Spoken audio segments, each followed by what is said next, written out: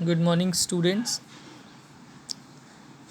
This video is for class 10th, and today we are going to start a new chapter, light, in physics.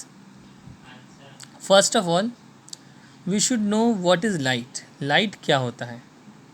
अगर आपसे पूछा जाए कि आप किसी के अननोन रूम में चले जाइए और आपसे कहें कि आप कोई ऑब्जेक्ट उठाइए, कोई भी चीज़, या इधर कॉपी, बुक, पेन, कोई भी चीज़, तो आप कैसे उस चीज़ को रिकॉग्नाइज़ करोगे?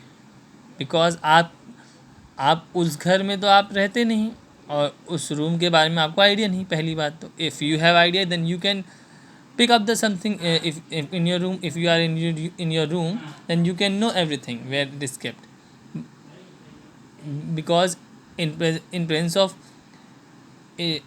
because if light is not present, then you then can also you can pick up.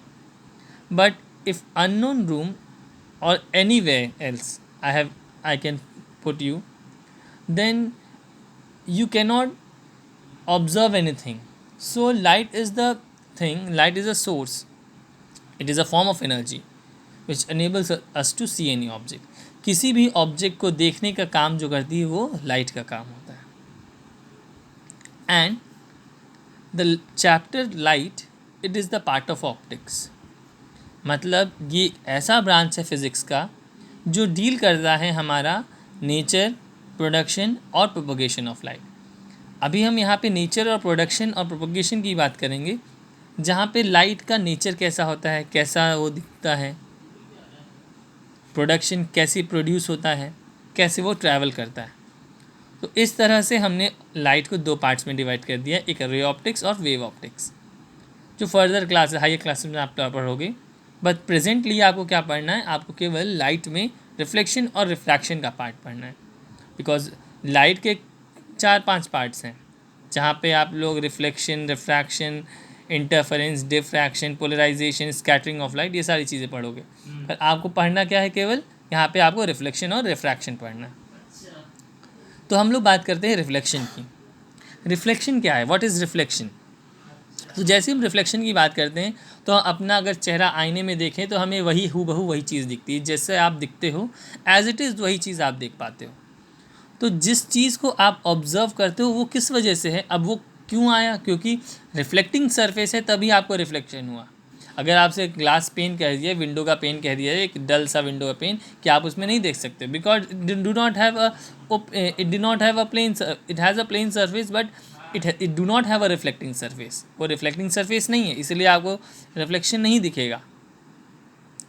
इसलिए लाइट रिफ्लेक्शन को हम ये बताते हैं कि when a light falls obliquely on any plane surface, किसी भी प्लेन सरफेस पे जब लाइट ऑब्लिकली फॉल करती है, and by making normal it reflects in its own medium. जब कोई लाइट प्लेन सरफेस पे ऑब्लिकली फॉल करती है, by making normal it reflects in its own medium, is called reflection. इसी को हम लोग रिफ्लेक्शन कहते हैं. अब ये रिफ्लेक्शन में आपका कई पार्ट है, कई चीज़ें. जो रिफ्लेक्शन हुआ इसमें आप कई चीज़ ऑब्जर्व करते हो. जो लाइट आ रही है उसे हम लोग इंसिडेंट रे बोलते हैं. The light which obliquely falls on any plane surface is called incident ray, and the light which reflects from the plane surface is called reflected ray. This line is called normal line. The angle between incident ray and the normal is called angle of incidence, and the angle between normal ray and the reflected ray is called angle of reflection. Now where this is the point where all rays meet, incident ray, normal ray and reflected ray, this point is called point of incidence. Now जिस तरह अगर आप family में रहते हो तो आपके ऊपर कई लॉज होते हैं ना, कि आपको घर पे इस टाइम पे आ जाना है, आपको बाहर नहीं जाना है. सिमिलरली जो लाइट होती है वो भी लॉज पे काम करती है. तो हमारे कुछ लॉज हैं, यहाँ 2 लॉज पढ़ते हो आप. फर्स्ट लॉ ये है, the incident ray, the normal ray and the reflected ray all lies on the same plane, that is point of incidence. यानी तीनों रे आपकी रिफ्लेक्टेड इंसिडेंट रे, नॉर्मल रे और reflected ray all lies on the same plane that is called point of incidence. Second law ये कहता है the angle of incident is always equals to angle of reflection, angle I हमेशा angle are के बराबर होता है। अब यहाँ देखिए रिफ्लेक्शन जो होता है वो आपका प्लेन और रफ सरफेस पे कैसा होता है। अब यहाँ पे देखो, यहाँ पे लॉज ऑफ रिफ्लेक्शन फॉलो हो रहा है because angle of incident equals to angle of reflection, but and incident ray, reflected ray and normal है सब एक ही पॉइंट पे लगे, तो दोनों लॉज फॉलो कर रहे हैं। बट यहाँ पे क्या होता है, ये रफ सरफेस है, मैंने कहा एक लाइट इंसिडेंट रे फॉल तो हो रही है, नॉर्मल भी बन रहा है, रिफ्लेक्टेड रे भी है, तीनों लाई एक ही पॉइंट पे कर रही है। बट यहाँ पे आप ये देखोगे कि एंगल आई और एंगल आर कभी भी इक्वल नहीं हो सकते, तो ये जब इक्वल नहीं होंगे तो आपका लॉ नहीं फॉलो हो रहा है यहाँ पे, तो no reflection occurs.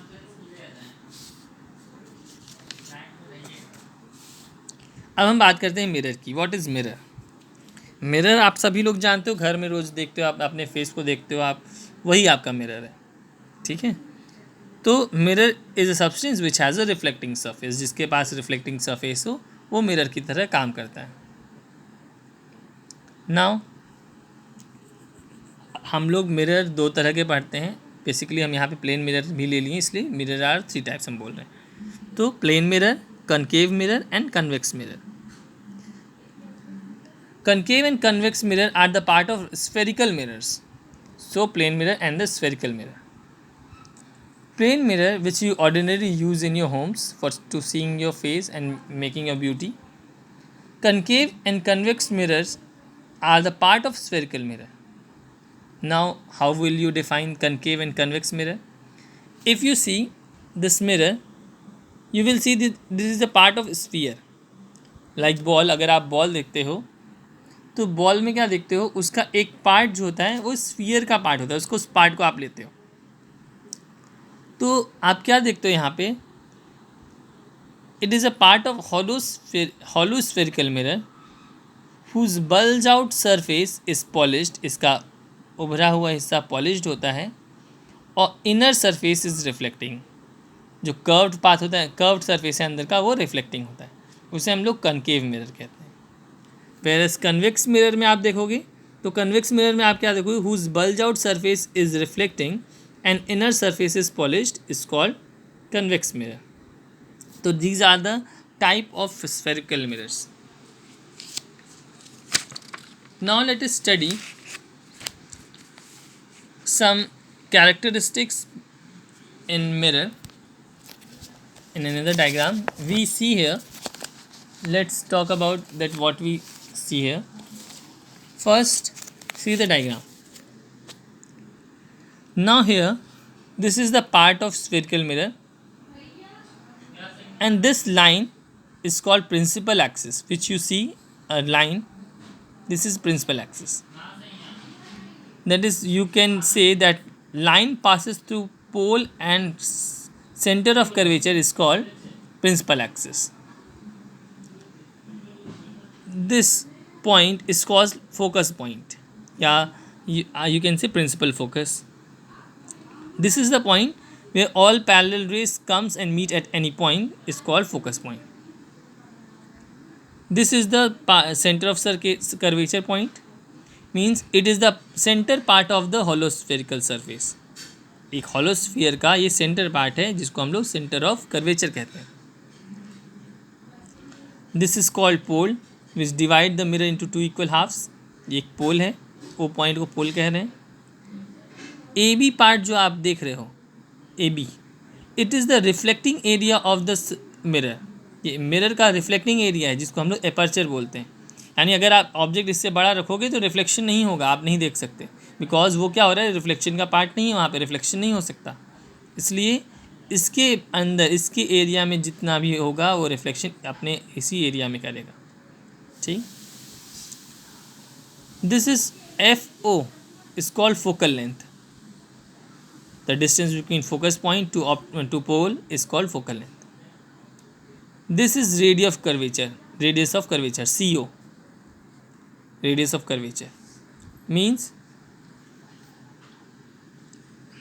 radius of curvature.